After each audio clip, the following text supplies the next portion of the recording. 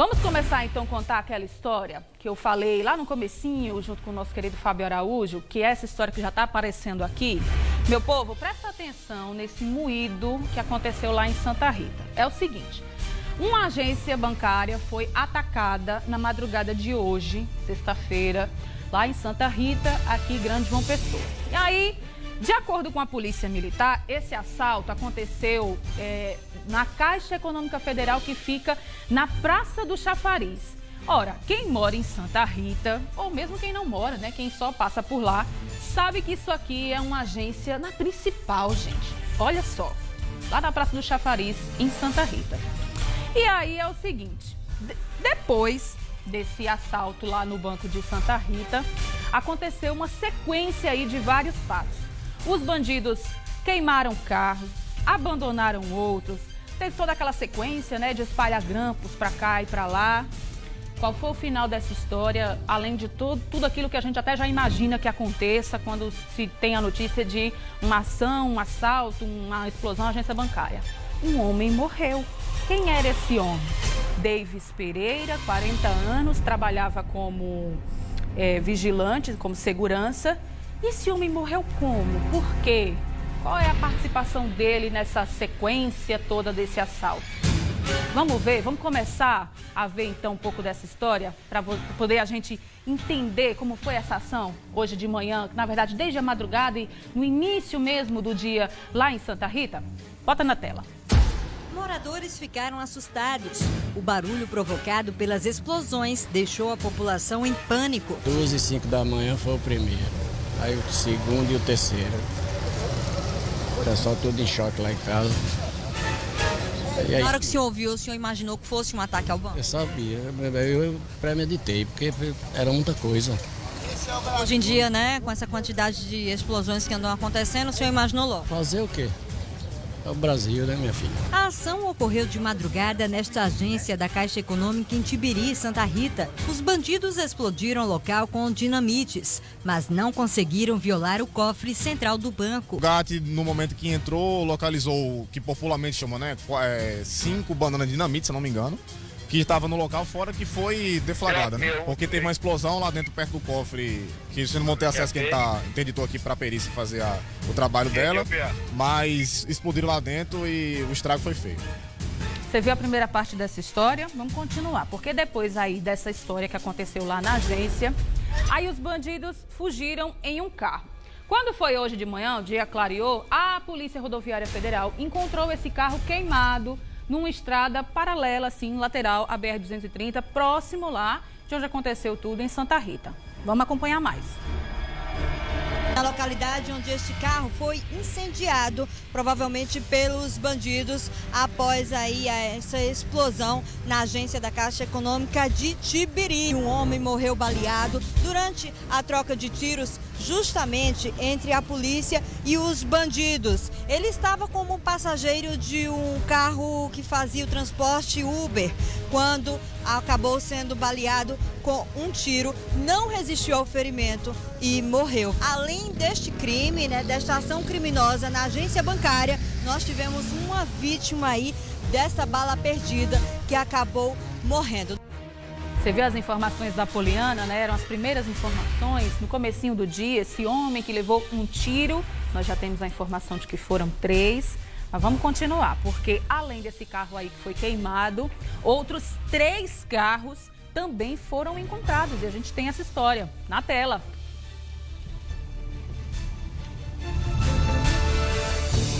Ah, não tem na tela não? Então vamos seguir, que essa história ainda vai render muito, viu?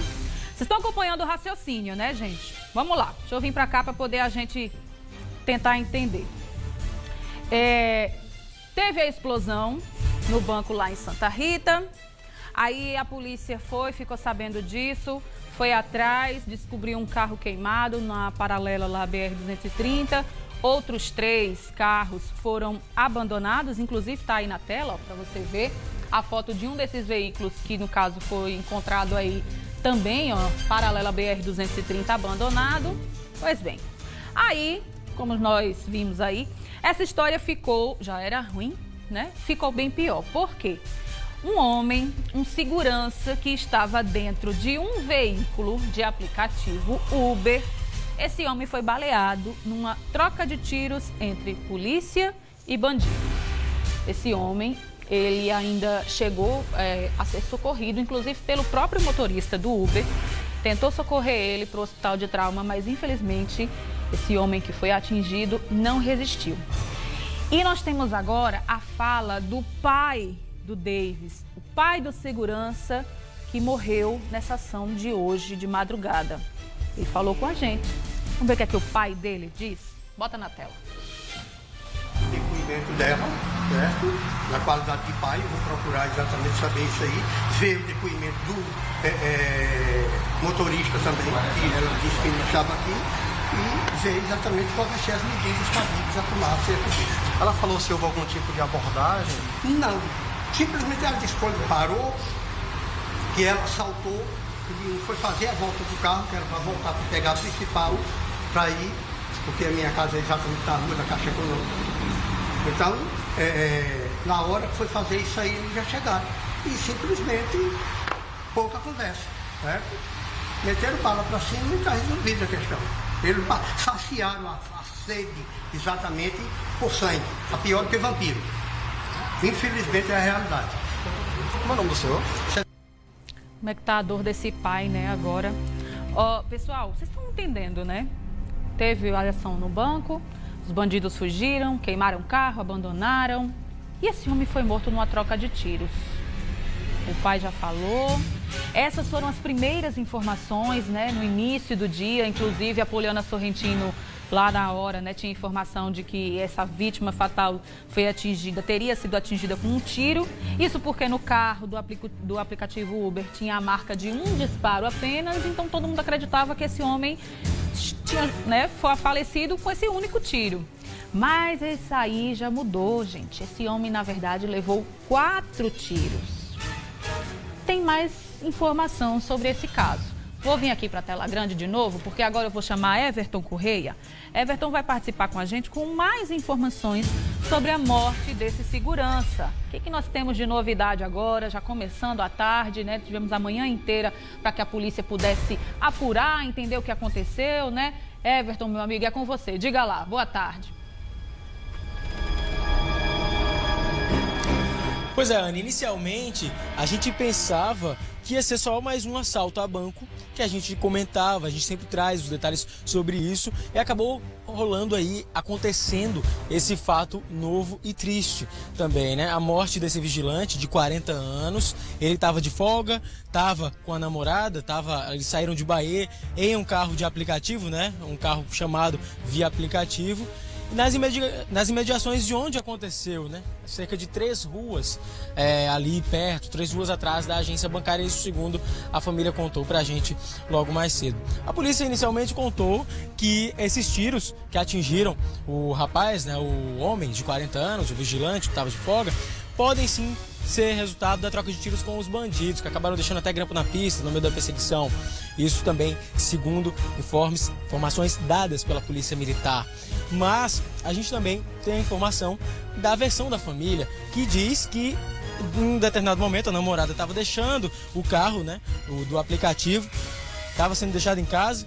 O motorista do aplicativo ia seguir viagem com o homem de 40 anos quando houve a surpresa dos tiros, né? A infeliz surpresa dos tiros, e ela disse que só conseguiu ver o carro da polícia. Ela disse que não conseguiu ver outro carro suspeito. A família reforça essa versão. A Polícia Militar inicialmente, como eu já comentei, deu essa versão de que pode ter sido no momento da troca de tiros com os bandidos, mas a família disse que não viu o bandido na história.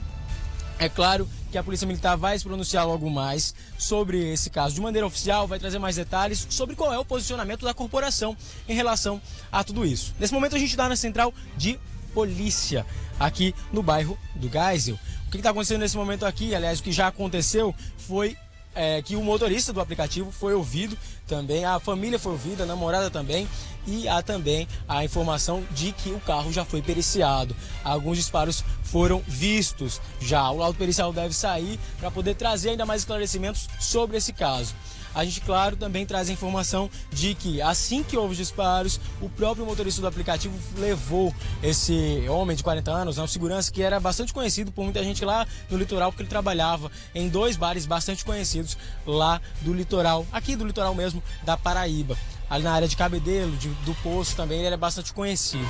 Ele deixa 4 filhos e no momento que o motorista de aplicativo foi deixar ele no hospital de trauma, ele já entrou lá com um quadro de insuficiência e também de problemas cardiorrespiratórios e infelizmente não resistiu. É claro que a gente vai seguir buscando mais detalhes sobre tudo isso. A qualquer momento voltamos ao vivo, trazendo todos os detalhes do Tambaú da gente. Volto com você no estúdio. Valeu, Everton, já trouxe muitas coisas para esclarecer aqui, muito obrigada então. Inclusive eu acabei de receber a informação de que a polícia vai se pronunciar sobre esse caso, para explicar o que aconteceu, e a polícia precisa mesmo se explicar, porque é um pai de família, 4 filhos deixou, como o Everton falou agora, estava com a namorada se divertindo, pediram um Uber para ir para casa. Teve a infelicidade, né, de estar aí circulando de madrugada na hora que acontece uma ação criminosa. E a história está mal contada. Assim, o carro foi periciado, tem uma marca de tiro, né? E a polícia, claro, a perícia sabe, né? Inclusive pela marca que o tiro deixa no carro, a polícia sabe identificar, inclusive, que revólver, né? Que arma foi aquela que atingiu aquele carro, né? Que bala foi aquela. Então a polícia já sabe, já deve saber disso. Mas tem uma entrada só no carro. E esse homem levou 4 tiros. Inclusive, o laudo diz exatamente a região onde ele foi atingido. Foi aqui na região das costas. E a gente vendo a foto do carro, né? O tiro, ele entra bem lá embaixo, perto da mala. E esse homem leva 4 tiros. Ó o tiro. Pronto. Ó aqui. Tá vendo? Onde foi que o tiro entrou? Aqui. 1 tiro. E esse homem morreu com 4 tiros. A polícia precisa se pronunciar porque a família já foi lá na central de polícia, já deu a versão dela de que, principalmente a namorada dele, né, que estava na hora lá, e o motorista do aplicativo, de que na hora que aconteceu o barulho dos tiros, né, ninguém viu um outro carro a não ser o carro da polícia. Então, é grave, é gravíssimo. É um cidadão que perde a vida. Agora, a gente tem que levantar outras coisas, sabe, pessoal? Por exemplo, aqui a gente já acompanhou várias outras ações da polícia em explosões a banco, aqui em João Pessoa, né? Inclusive com vídeos e tudo mais. A polícia militar, ela é muito cautelosa. Ela tem a sua maneira de agir em determinadas situações. Então, se a polícia vai fazer uma troca de tiros com um bandido no meio da rua, sabendo que tem a chance de acertar, né, algum inocente, eu tenho certeza que não. Então, essa história precisa ser revista e alguma coisa não está fechando, não está sendo amarrada nessa história. Não é não, diga a verdade. Aconteceu o assalto, 4 carros, né, no total, 1 queimado, 3 abandonados. Aí esse carro que ia passando na rua é atingido por um tiro. Depois o rapaz que está dentro leva 4 tiros. É socorrido às pressas para o hospital, morre. Vamos todo mundo para a delegacia. Chegou na delegacia, as pessoas que estavam nesse carro atingido dizem, não, a gente não viu movimentação nenhuma. A gente viu barulho de tiros e quando a gente parou, que desceu do carro, a gente viu o carro da polícia. Foi o que a gente viu. E a polícia até essa hora não fala o que aconteceu.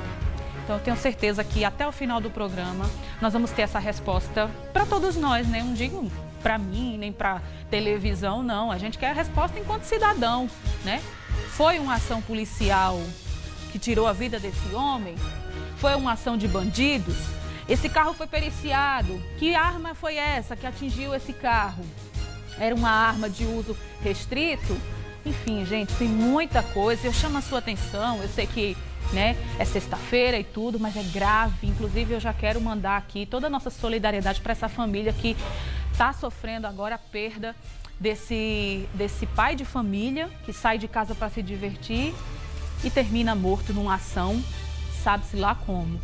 Mas vamos aguardar, né? A gente não pode aqui jamais julgar nada, a não ser que a gente escute todas as partes. Então, vamos aguardar.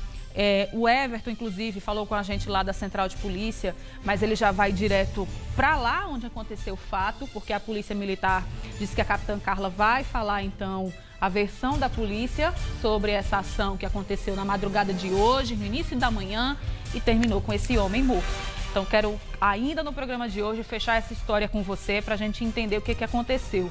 Mas o que é fato? Agência explodida, muito transtorno, muito corre-corre lá em Santa Rita e um pai de família morto. Tá aqui.